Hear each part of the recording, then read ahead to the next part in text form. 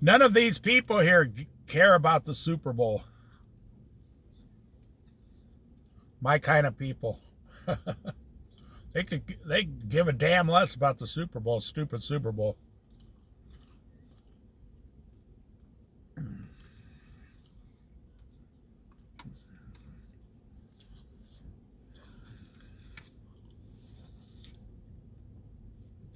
in Lincoln City at the beach. Lincoln City at the beach, and Super Bowl starts pretty soon. And all these people, they're not going to watch the Super Bowl.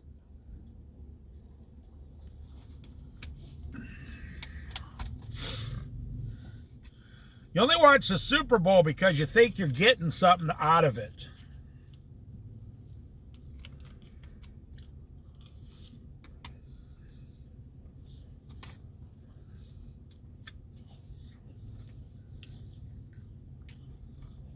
Now,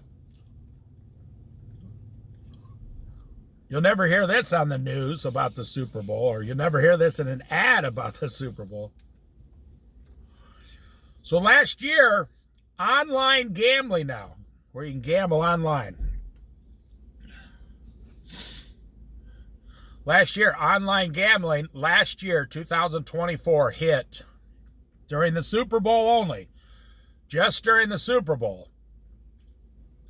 Just people betting on the Super Bowl. Hit $1.3 billion last year. And this year, 2025, it's going to hit $1.5 or $1.6 billion.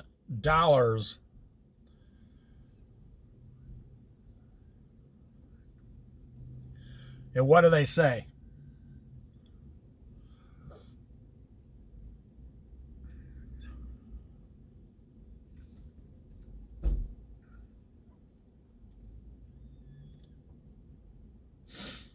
So they say $1.6 billion.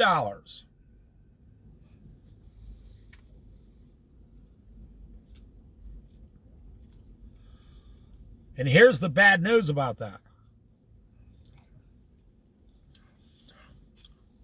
The majority of it is by people 30 years and younger. 30 years old and younger. And what they said was, the group now, 30 years old and younger,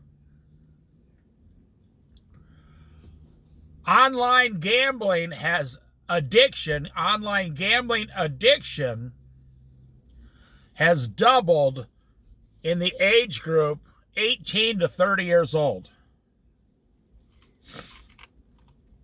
They told a story about this one guy. He lost $10,000,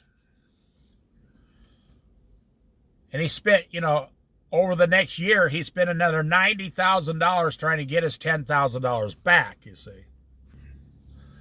So there's a huge problem with the Super Bowl online gambling now. I mean, they don't see it as a problem.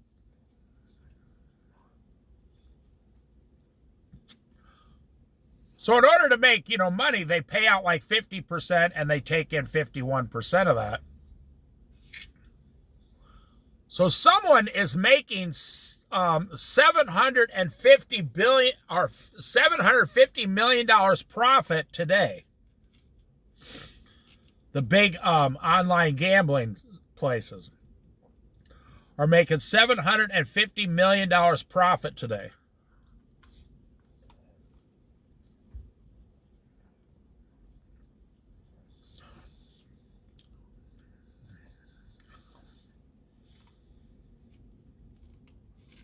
That's $750 million, well, not that. It's $1.5 billion going out of the economy.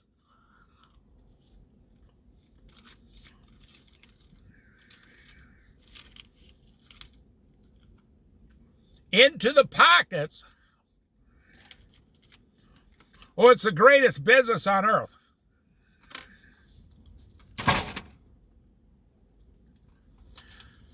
You don't need to do anything except have a few computer experts working for you. That's all. Like, you know what it takes to build a car, manufacture a car. You need several countries, involve thousands of different parts.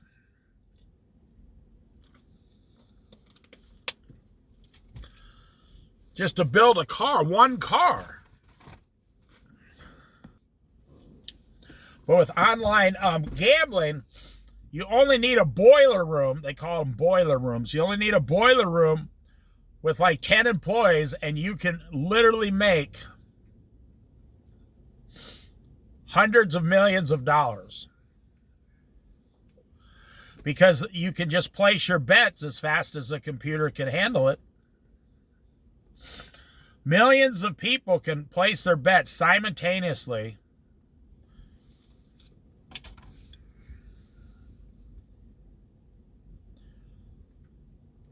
So when people are complaining, about inflation, my wages aren't high enough, my truck payment's too expensive, the price of housing is going way up. You see, the government watches every move you make. So when the government sees that you're betting almost $2 billion in online gambling in like 2 or 3 days, what conclusion is the government going to come to? They're going to say, oh, these people have tons of money. The American people have tons of money to throw away on gambling.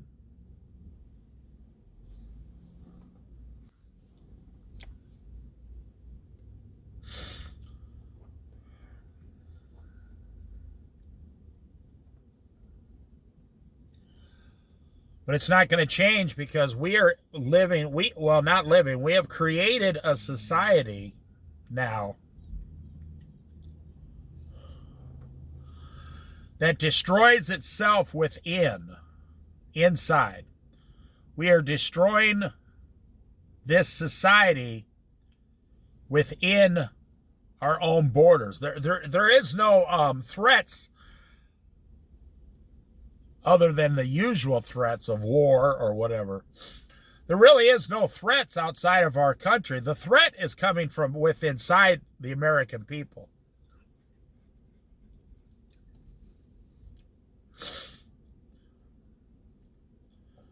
What is it? Our country creates $30 trillion of commerce per year, I think. And that's why it's bad, because the national debt is more than a year's worth of total commerce.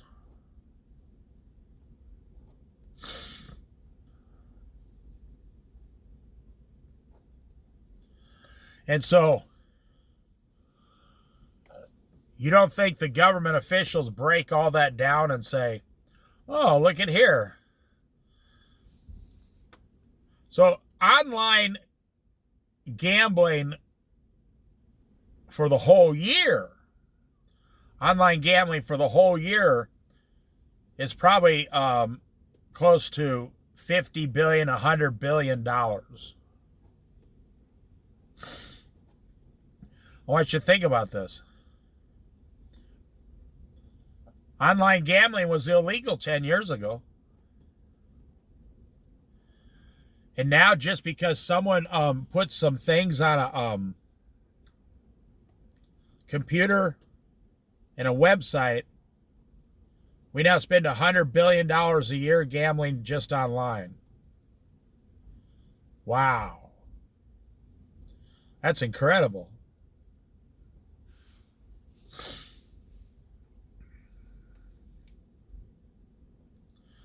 That's what I'm saying. We're destroying ourselves from within.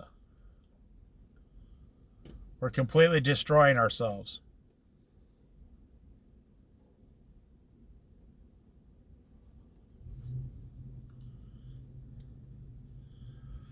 If you take online gambling and then regular gambling, all the Indian casinos, Las Vegas, every casino in every state, all the lottery, all the scratch tickets, all the alcohol sales in the entire country, all the cigarette sales, the marijuana sales,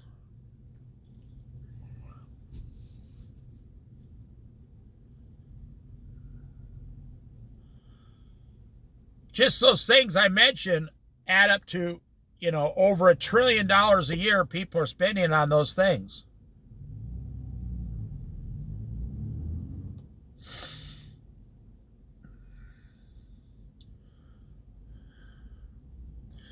Imagine spending $1 trillion in America on just vices.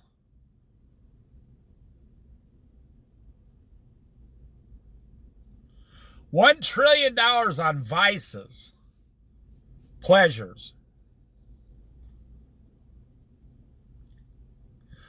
But I'm going to say this one more thing and I'll stop talking about it. Here's the deal. All that money always goes up to just a small handful of people. Like when you open a corporation, you have to hire, hundreds of thousands of employees that get paychecks. When you do all the things I said, you walk into a liquor store, there's only like 3 employees. A good cigarette shop can supply cigarettes for a whole town with only 3 or 4 employees. You don't make the product, you just hand them over the counter and ring it up. How hard can that be? Same with gambling now. Like Indian casinos, they're actually behind the times now. Their time is over. Casinos are over. People are just going to do it all online. You watch, people will stop going to Vegas. People will stop going to Atlantic City. They probably already have stopped going to Atlantic City. They will completely stop and just do everything online. They're not going to go to the grocery store. They're just going to order the food to their house online. They don't buy clothes at Walmart. They just order them and have them come to their house. They have shoes come to their house, whatever. Their underwear just comes to the house. People aren't going to go down to Walmart, find a clerk somewhere in the store, get all the way out of the parking lot, walk in, try to find a clerk, wait there 10 minutes. Then they come along with the key and unlock the underwear in a glass case now. When you could just push a button and you could have the underwear ordered in 3 minutes being mailed to your house already, and you never left your house. I told this young guy the other day something about this certain product that would help his older vehicle. And I've never really, I'm 62 and a half. This guy, check this dude out here. Look at his flags. And he was waving at me.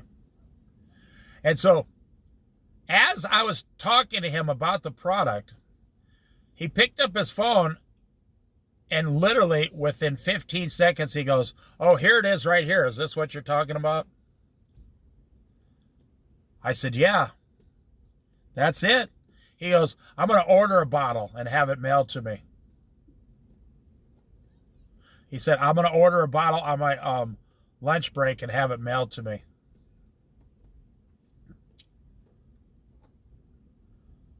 So what's happening in 10 years? All the stores are going to be closing. Everybody's going to be living these secret lives at home online.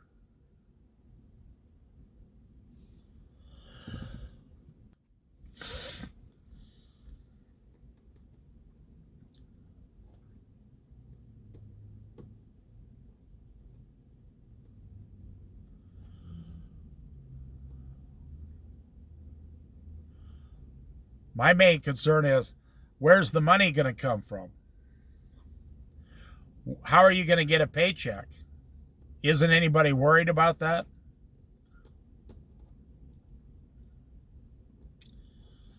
Where are you going to get your money?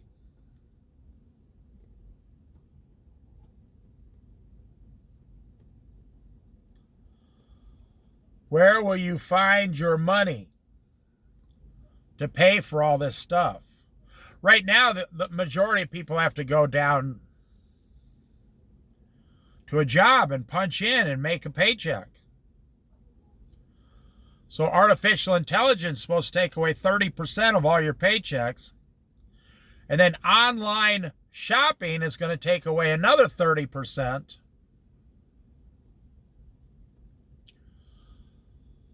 Where are you going to make money? That's my question.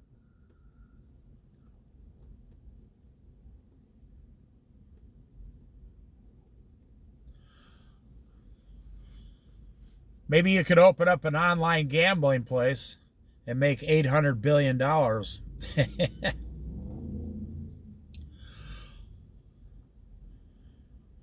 I just find this subject fascinating about the future. I mean, I believe the rapture's coming within 10 years. You better pray the rapture's coming. And you better pray you are a Christian to be raptured, but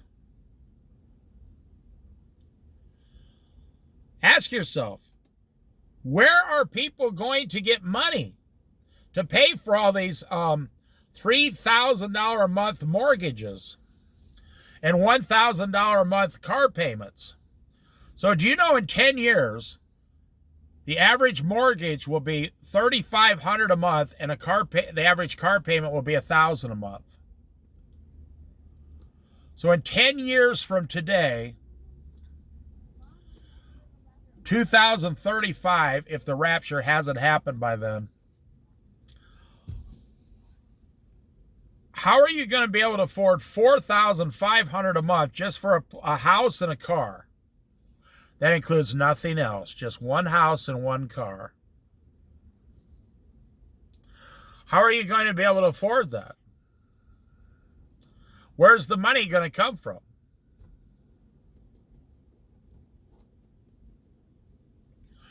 That's one of the reasons I personally believe a total collapse is on its way definitely within sometime in the future. I think within 2 or 3 years, but I don't see how we could survive in America in 10 years from now. I don't see how that's possible.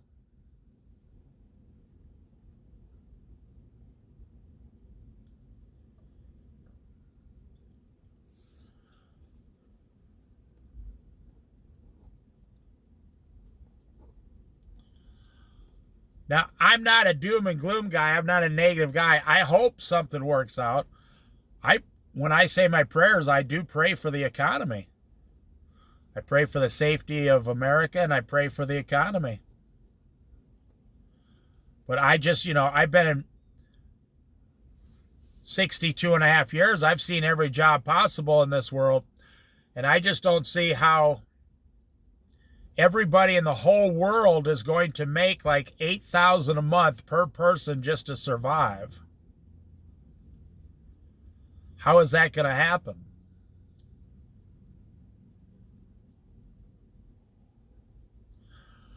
And honestly, I don't think anybody has an answer.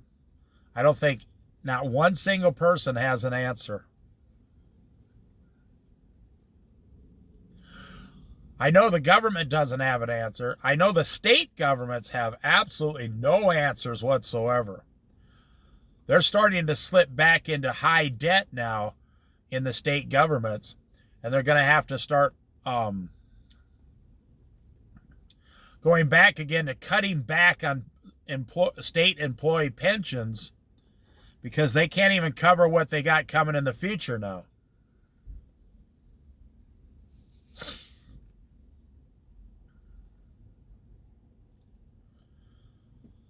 I believe the next 10 years, if God takes that long, I believe the next 10 years in America is going to be the most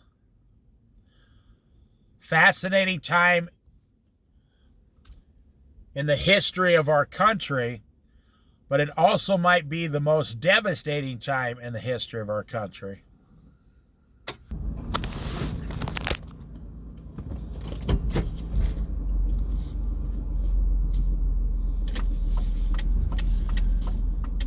I mean, stop and think. Let's say you're only 35 years old.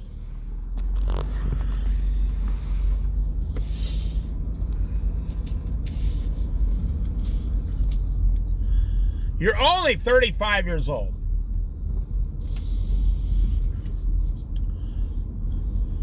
And like I said, a house will be $3,500 a month. You say, well, I won't buy a house, I'll rent. Okay, well, rent will be over $2,000 a month in 10 years.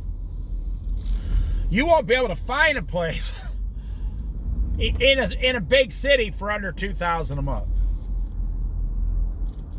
You can barely do it now. I'm talking bigger cities like Portland or something.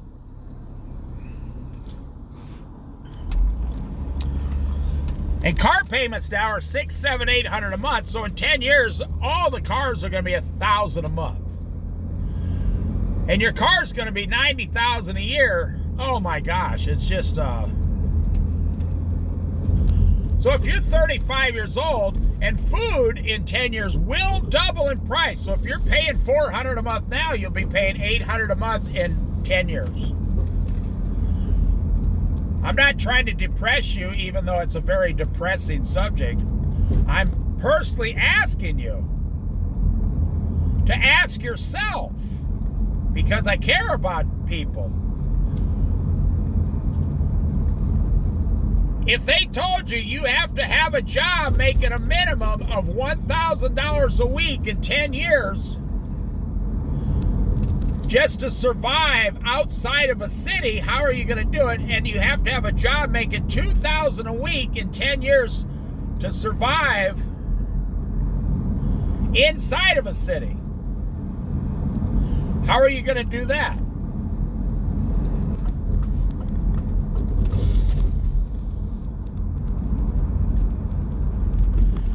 That's about all I got to say right now about it. How are you going to do it?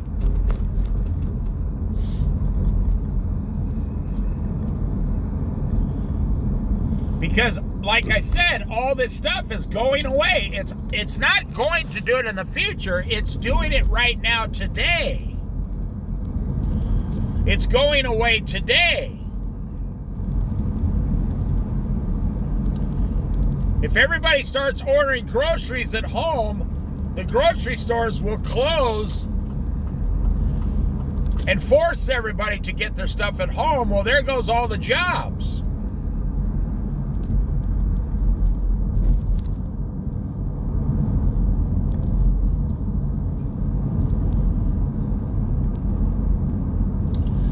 It'd be one thing if we were building jobs.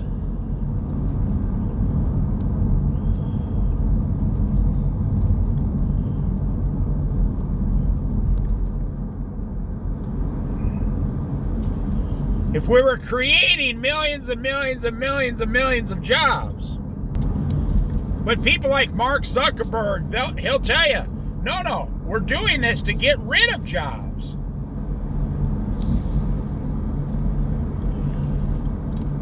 The grocery store, they'll tell you, no, we're having people order online so we can get rid of employees.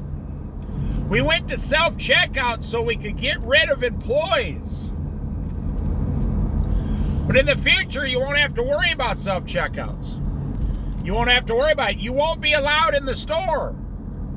You'll have to pay with a credit card or a debit card when you place your order online, and they'll tell you, we will have it ready within 1 hour.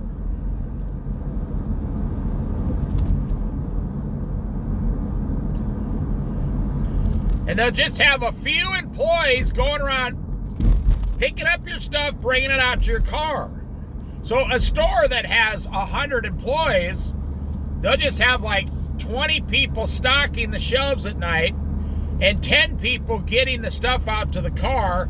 No cashiers, no stocking. I mean, you don't have to do that stuff. They won't even have shelves. It'll just be conveyor belts to make it more easier for the people to get the stuff to bring out to your car. Like I said, you won't even go in a store and look at anything. They tell you, here's some mustard. We have 4 different kinds. You know, just tap which one you want and add it to your online shopping cart, and then your credit card will just get charged, and boom, you go down, and an hour and a half later, and they say, okay, we got your stuff right here.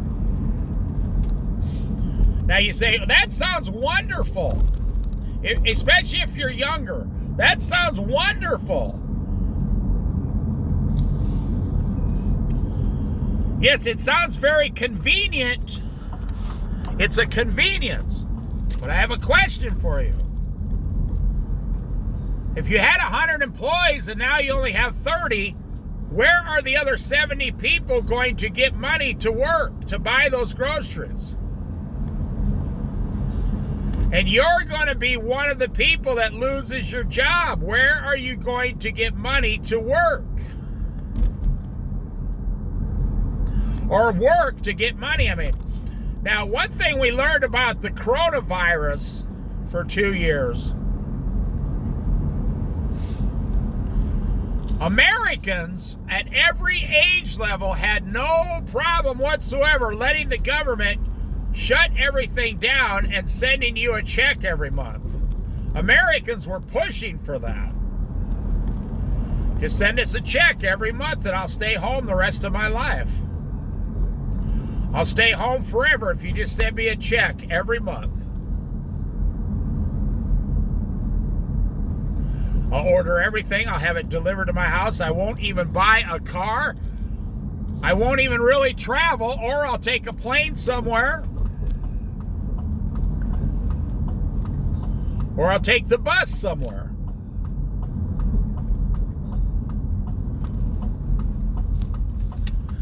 That's all good. Well, where are you going to get the money to pay for all those things? I don't care who you are. This has been true since Adam and Eve. Every single person on earth needs a safe place to sleep at night, a safe place to go to the bathroom, privately, preferably,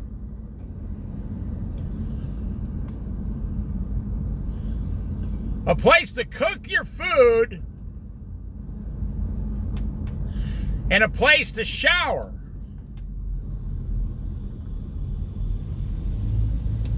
Those 4 things will be required regardless of what happens to the economy. A place to shower, a place to go to the bathroom, a place to eat and cook your food, and a place to sleep safely at night without people running up, and punching you in the face while you're sleeping. Like a homeless shelter or something. No. You need your own safe place to sleep. So, who's going to pay for all that? And how are you going to pay for it? And how are you going to get the money for it? See this camper? Let's say you lived in this tiny little camper. A whole family of 6 people right in there. Let's just pretend. That wouldn't be possible, but maybe. Some of you'd have to take turns sleeping outside at night. If you live in that camper, where are you going to get money for the gas, the sleeping, the food,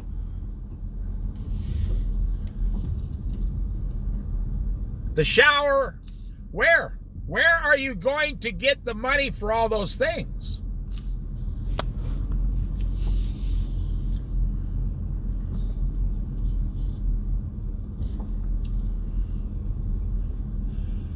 Now, obviously, I'm not the only one talking about this. Young people are very smart. They know. They're saying, where am I going to get money for all this?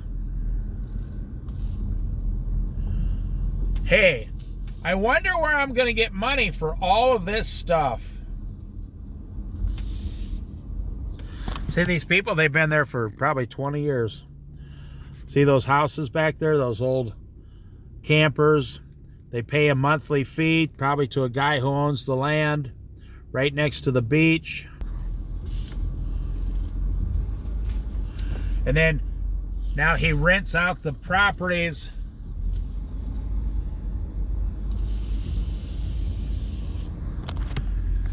Hey, what's up, Stoner? That's my friend Stoner. Tree and Cece. See all these motor homes in here? They're all just living there. That guy was staring at me. That used to be the average house. There's another house behind it. These used to be average houses when I was a kid. 50 years ago.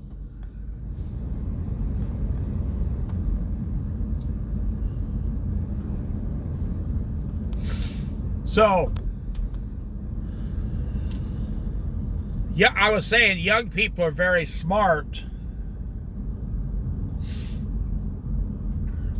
And they're asking the same questions.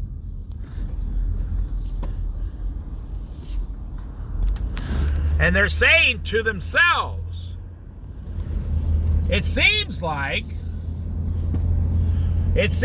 no matter how much I go to work in the future, it's not going to work out for me.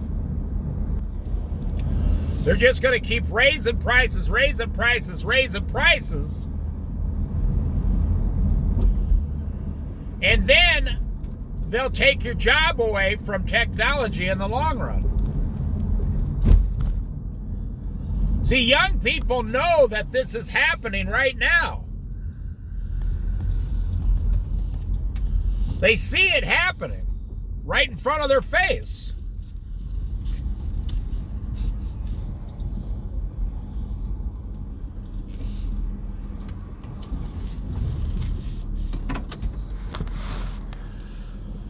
And they're saying, where am I going to get money? to buy my rice bowl at Safeway.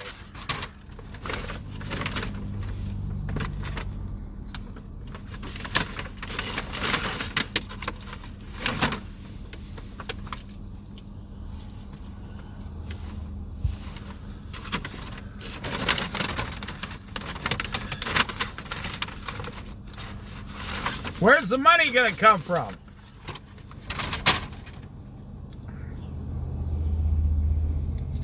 That's the question I'm asking here.